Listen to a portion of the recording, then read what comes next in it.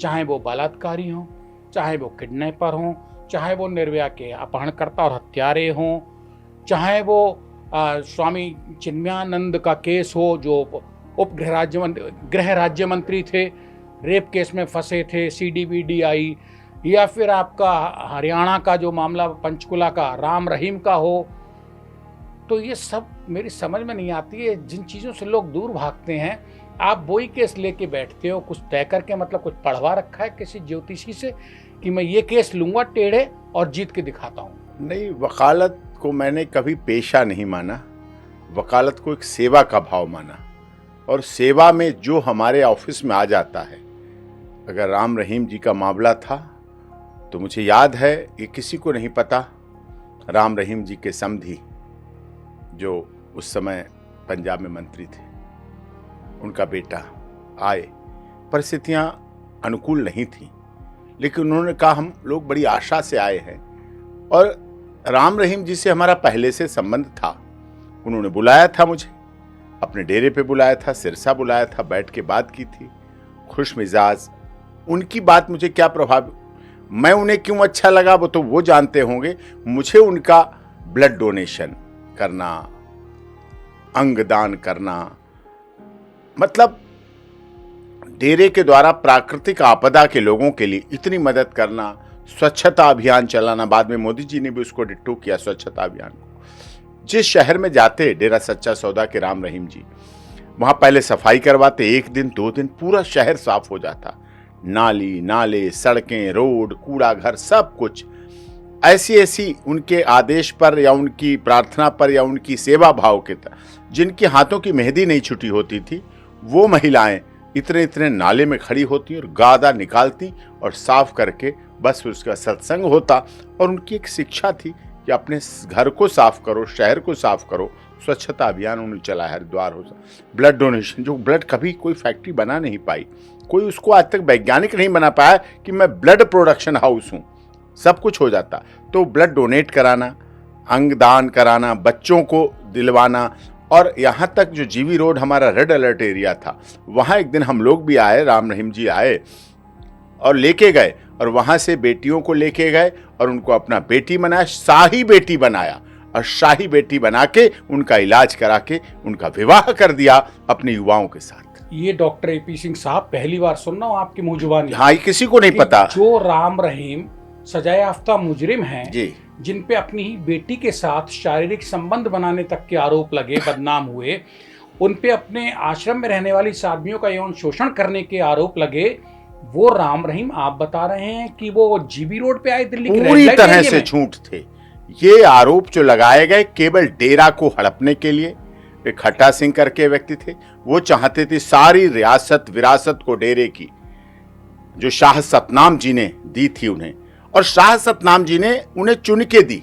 वो तो एक शिष्य की तरह आए, लेकिन उन्हें सौंपा और उन्होंने डेरे को बहुत ऊंचाई पे लेके गए। दुनिया के विभिन्न कोनों में कोई नहीं जानता, सबको वो फिल्में दिख रही जो फिल्में बनाई गई हनीप्रीत बहन के साथ। हनीप्रीत जी ने भी इतने 100 से अधिक मानवता भलाई के कार्य डेरे में चलवाए और स्कूल, कॉलेज, सब कुछ खोला। तो डॉक्टर साहब, इतना साधु मन सन्यासी, रेप, बलात्कार, हत्या, अपनी ही कथित बेटी के साथ यौन संबंध रखना, ये सब में कहां उलझ गए राम रहीम? ये सब झूठे आरोप थे, मनगढ़ंत थे, साजिश थी और राजनीतिक, और उनके डेरे को हड़पने के लिए ऐसा किया गया था। क्योंकि डेरे के आश्रम चाहे दिल्ली हो, चाहे हरियाणा में हो, चाहे मेरठ में हो, बहुत आश्रम खुले, मतलब बहुत नामजान केंद्र खुले। यानी कि हरियाणा और पंजाब में जो डेरों की जंग है, जैसे पहलवानों अखाड़ों की, बिल्कुल उसी तरह से कबड्डी के पहलवानों, बस जलन, ईर्ष्या, और इसका परिणाम था कि परम पूज्य संत राम रहीम जी को इतने झूठे आरोपों में लगाया गया। और पंचकुला के, ये किसी को नहीं पता, किसी को नहीं पता 100 से अधिक मानवता भलाई के कार्य कर रहे, किसी को नहीं पता स्वच्छता अभियान पूरी दुनिया ने देखा। वो डॉक्टर साहब देखो, ऐसा इसलिए नहीं पता है कि आपके 99 पुण्यों पे एक पाप भारी पड़ जाता है। ये सत्य है, ये सत्य है। और वो पड़ गया, वो पड़ गया। वरना आप बता रहे हो कि जो राम रहीम सजा याफ्ता मुजरिम है, 10 दिन की बेल पे बाहर आ जाते हैं तो कोहराम मच जाता है जेल से आने पे उनके।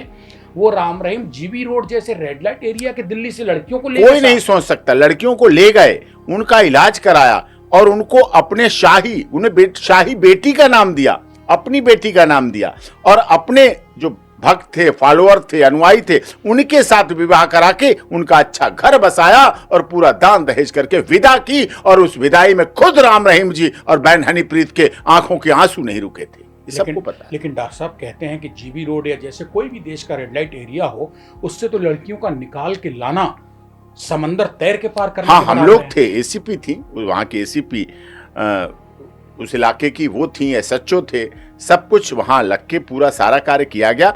और वो बेटियां भी, क्योंकि बेटी तो थी कहीं की, आई हैं किसी मजबूरी, बस बेच दी गई धन के अभाव में, मजबूरी में उन्हें लड़के ले आए, प्यार में लाके फंसा के कैसे कैसे उनका जीवन, लेकिन उसको उस कोठे पे उसको संभाला।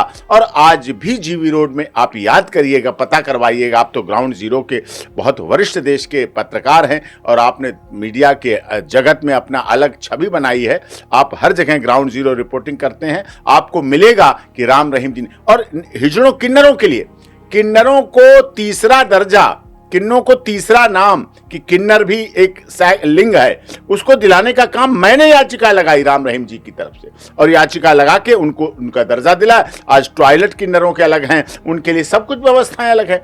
तो समाज के ऐसे तबका जिसे कोई नेग्लेक्ट करता था, कोई गिनता नहीं था, उसको ऊंचाई पे बढ़ाने का काम मानवता, भाईचारे और मानव धर्म के आधार पर उन्होंने किया भलाई के लिए। लेकिन उनके कुछ ऊपर जो आरोप मढ़े गए यौन शोषण के, उसमें ये उनके पुण्य सब मसल गए। मसल नहीं गए, कुछ दब गए। जब आंधी आती है, जब मीडिया ट्रायल केस होता है, तो अच्छाई दब जाती है और बुराई सामने आ जाती है, लेकिन सत्य परेशान हो सकता है, पराजित नहीं हो सकता, और यह भी दिख भी रहा है। डॉक्टर एपी सिंह साहब, आप भी कहते हैं और देश में जिला अदालत से लेकर सर्वोच्च न्यायालय तक यही कहा जाता है कि 100 मुजरिम छूट जाएं लेकिन एक बेगुनाह सजा ना पाए। राम रहीम के मामले में तो उल्टा हो गया, उनके 99 पुण्य जो थे वो दब गए और 1-2 पाप उछल गए। पाप भी नहीं था, दिखावा था, झूठा था, मनगढ़ंत थी, साजिश थी।